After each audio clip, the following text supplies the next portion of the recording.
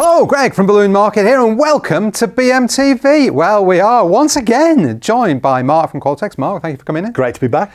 It is. It's been a while since we've done this, so I'm looking forward to this. Good stuff. Right, now, Mother's Day. It's on its way, March the 26th, on the year of filming, which is 2017. So today, Mark is going to show us how to create a Mother's Day piece. So, Mark, fantastic. Over to you. Wonderful. So we're going to start with some clusters that I've pre-prepared. We've got 5" in the wild berry, and then I'm going to use the beautiful butterfly print. Now, we're not going to talk about how to do clusters today because we've got another video that you can see at the end of this one that shows you exactly how to do clusters in our BMTV Balloon Basics series. So, but they're really simple because I can do them, so they're really simple. Anyway, sorry, carry on. And we have a little sand weight, same again, we're going to have same situation, yeah. Balloon Basics for that. So I'm going to drop my sand weight underneath my cluster,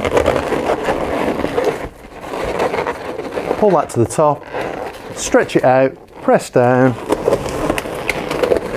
and then just figure of 8 round. Yeah. So my sand weight is secured into my base. 45° on my next cluster, place that on top and repeat the same process. It's so simple, isn't it? Because I think if you don't know how to do that, people think there must be some complicated way of tying it, and people try string and stuff like that, and it's just not as good as a good old 260 or 160. Well, that was actually the neck of an 11" balloon.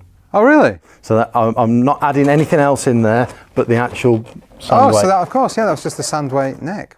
So if you want to just pass me the... Yep. So this is a Mother's Day foil inside a 24" deco. Yep, and there will be another video at the end of this show that shows you how to do that. Already attached off with a 160Q, so what I'm going to do is I'm going to pass that into our cluster. It's the same sort of thing, sort of figure of 8 around Same us. sort of thing, figure of 8 round, and then if you want to, just for security, you can tie that underneath as well, and then just ping to get rid of it. Yeah. Any excess that you've got. That was good. So this is air filled, yeah. And we can also do helium filled in exactly the same technique. Yeah. And we'll show that on that extra video. That sounds good. Fantastic. So next piece is to attach to the top another piece of 160 using our stretchy tape. Oh yeah. Stretchy balloon tape. Okay. So this is creating an anchor point, isn't it? Creating an anchor point, and then we can attach from the top. What you have to be careful with is to try and make it central. So you're always attaching to the top piece and try and make that as central as you possibly can. Yeah. And that's contact adhesive. So the nice thing about the stretchy tape is it goes off really, really quickly. Yeah. Does it help if you leave it for a little while? It's always going to help. Adhesive is always good in warm conditions, yeah. So that will help it as well. But also, you buy the proper click tape, because other tapes that you think, oh, just use a bit of sellotape, the glue dries out, you don't get that contact adhesive, and then your designs come apart at a later date. I don't know if you remember, we did an experiment with sticky balloon tape, and it was stretchy balloon tape, and it was we used gaffer tape, we used sellotape, and we used that one, and just kept adding weight to the balloon, and that just kept on going. It is. It's proven, tried and tested. Yeah. And can we have another one, please? Oh, yes. There we go. Fantastic. So I'm just going to tie these two together, and then I'm going to add the cluster afterwards. Rule of thumb is you need to leave a little bit of stretch in between these, but not too much. So what you're trying to do is, when you attach the next cluster, you're trying to just have a little bit of tension in between the connection points, but not a great deal. If you've got too much tension in between the connection points, all that's going to happen is that the design's going to come under more pressure, and you're more likely that the tape is going to fail for you. Yeah, okay. Cut away my excess, and then we're going to add our cluster. So you see there's a little bit of tension and stretch just to pass it over, but then it connects back in, and then just cross over these two. And there we go. Perfect. And then you need to repeat the same again further up. So you can just adjust that and tweak that until it's perfect? Yeah. So again, drop this on top. And once you've got used to using these connection points to work with, you know, literally your imagination, you don't have to always be going from the centre. Yeah. You know, yeah. you can connect them together in all sorts of different ways. All right. What sort of situation would you do that if you were to connect it somewhere else? Why would you do that? You might want to do a bubble wall. All right, okay. I haven't seen anybody do that yet. I might have to do that. Yeah. That's an idea. Anybody does one, please let us know. Okay. So then we're going to attach our cluster to the top Oh, here. yeah. Now do this slightly different because of our top balloon. Tie these two together on top, and then we add in our last balloon. Oh, that's this one. Coordinates together. This one I prepared earlier. Luminous butterfly. So you said earlier about filling these with helium. You can do that as well if you want to. Yeah. Is there a particular situation you would be in to do that? What's the real benefit of doing that if you can air fill them? Well, normally speaking, you wouldn't need to put helium inside there. Foils float for themselves for such a long time now that there isn't the need to. But if you were coordinating in with this design and you wanted to need the scale, sometimes you want to have that additional size, then you could do. You could also coordinate with the latex in as a double bubble, as we have done before. Yeah. So it just depends on what you're trying to create, and obviously imagination's the key. You just keep going with your imagination, and away you go. Let's push this back here so we can have a proper look. That's great. Yeah, that's lovely. Really quick, really simple. I suppose you want to. I think we need to do that. I know I said there'd be a video at the end about how to put that inside. I think we should do it now. Can we do it now? No problem at all. Let's do it now. now. Should we do a helium one? Let's do a helium one. Yes. That's what my daughter used to call it, you know, when she was younger. Helium. Helium. The helium. I want helium. You wouldn't think I used to work for BOC, would you?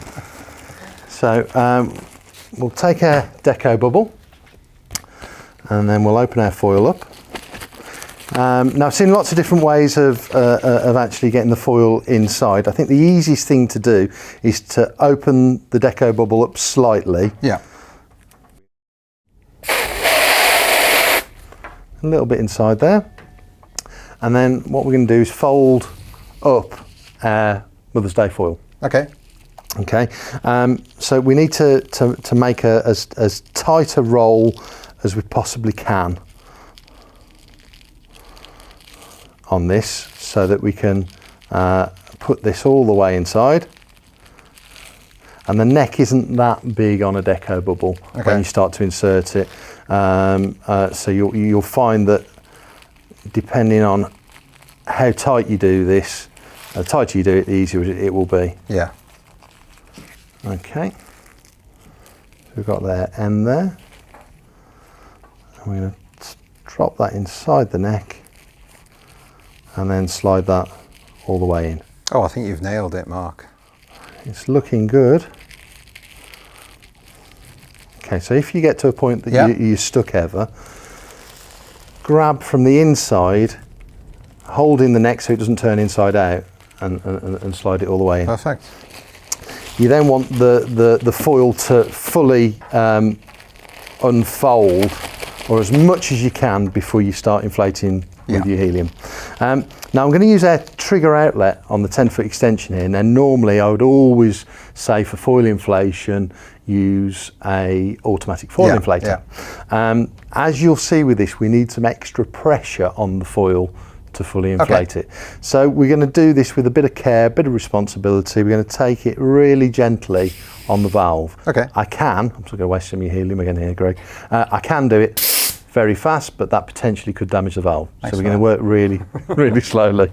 Okay, so I'm going to drop this inside our valve of our foil balloon, and it should unfold as we gently inflate. Oh, nice. Remembering that it's not going to stop on its own. Yeah. I'm then going to use the same trigger outlet and place that inside the neck of the deco bubble, but not the neck of the foil. making sure I hold on to the foil because I don't want the foil to totally disappear on the inside. And then again, we fully inflate the deco.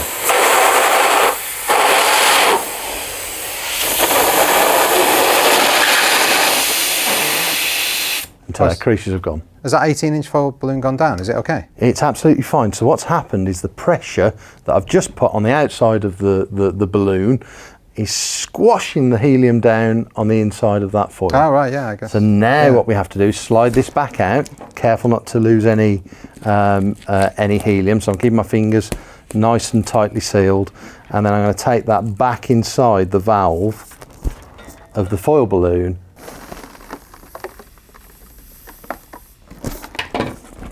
Much better. And then twist, twist, twist. And those twists will just stop that helium releasing. It's really hard to seal it. Unlike when you put a latex balloon in, it's really hard to seal this just with the pressure from your fingers. All right, okay.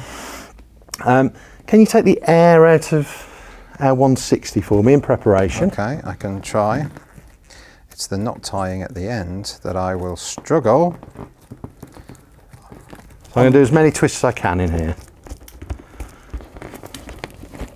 I told you I'd struggle. I can't tie a knot in a balloon.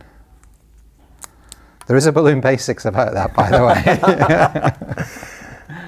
And as we've done before with a latex balloon, I'm going to put the 160 onto the neck, half one side, half the other, and then I'm going to fully stretch that out and then start to bind that neck. Now normally 2 or 3 times each way is enough to secure it, but we really want to pull this tight and bind and bind and bind, because again it's not got that latex inside to finish that off and to make a really good helium seal.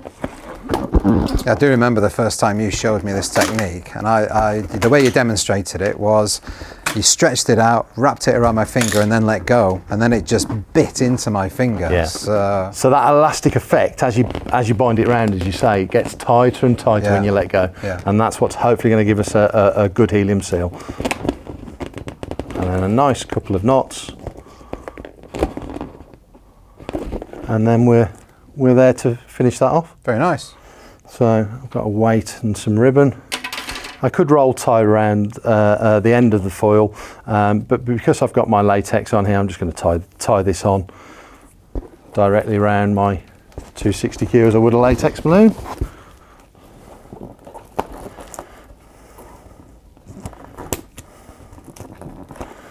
And then you can take that to the desired height.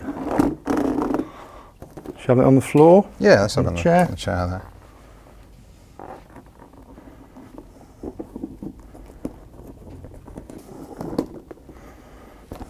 And we're just going to drop our collar on. Finish that off. Once we cross these two over, our collar is finished. And there you go. So that is how you get an 18-inch foil inside a deco bubble. And you can do that with air as well as helium. You can do there, a bit of elbow grease, but you can do that actually with a normal hand pump. Yeah, that's fantastic, Mark. Okay, thank you very much. Now, is that all you're going to show us today? Why, do you want some more? I don't think that's enough, Mark. I think we need to do something else. Let's do something else. Luckily, talking about air-filled bubbles. Oh, wow. Got an air-filled bubble There's design. an air-filled bubble. Look at that. And I've got a little basket in varying states of completion. Okay. So this is a little design that I originally did for our retailers for Valentine's, but just as easy for Mother's Day. Great for designing something that sits in the window. Yep. A long time ahead of a season. Yeah. Because sometimes, you know, helium balloons don't look at their best if you've got them fully inflated or you have to top them up all the time. Yeah. So this is really good for window displays. So inside our basket, I've just So this is just a basket you can get just from a basket, a florist wholesaler or something like that. I've just put some of our packing material in there because we're going to sit a teddy on top of there. Oh, okay. Pretty that up with a little bit of tulle. Yeah. And then I've taken one of our balloon sticks and I drop that down the side there. and use a cable tie to just hold that into position. So the cable tie is just wrapped through the weaver basket. Sometimes the basket weave is actually big enough for you to be able to literally just slide the stick down the side of the basket and secure it in. Makes it easier. Make it the same height as the other one. Well, I'm a big fan of cable ties. Oh, cable ties are great, aren't they? Yeah, they're brilliant. Nearly as good as a 260Q. I don't know. That would be an interesting pub argument. That would be more. Just get rid of my excess there. Okay, so now we've got basket securely attached. Yep. We've got an air-fill bubble, and what I'd like you to do is hold that in position for me around there, so it's nice and central. Okay. And what I'm going to use is a piece of stretchy tape, and I'll just attach this on either side with a bit of contact adhesive tape. Drop that onto the side.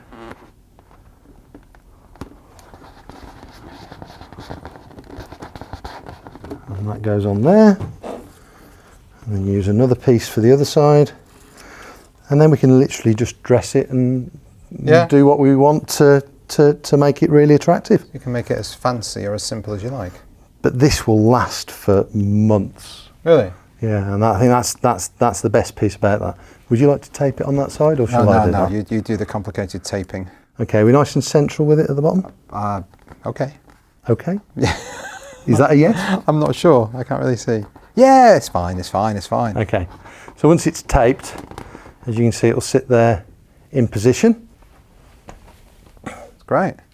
Have a little teddy. Got a little teddy to go inside. So we can also, got a little nice little 4-inch foil heart there. Yeah. So we can tape this onto the side again with another piece of click stretchy tape. So that 4-inch heart requires heat sealing, doesn't it? It does require heat sealing. I think we've got a Balloon Basics I think we heat sealing. do probably have a balloon. We do, yes, a Balloon Basics on heat sealing. I'll show you at the end of the show. I'm just going to again attach this to the back here. And if you want to just cover the attachment points at the side, tie in a little bow that matches Teddy's bow, and all I'm going to do is slide this monofilament down through the gap in the side of the tape, and then pull that tight and tie. That's so simple. So simple, but it's always fiddly tying with monofilament. I know, it's really hard.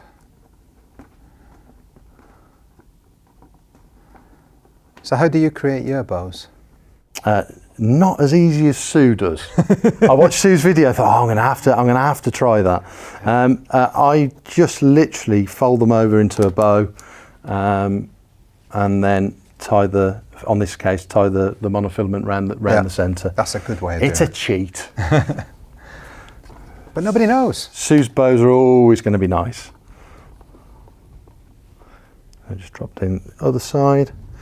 So this is, as I say, great for window displays, great when people bring in gifts and they say, you know, have you got any balloons that can, any way of packing or any way of making my gifts look more personal? Yeah.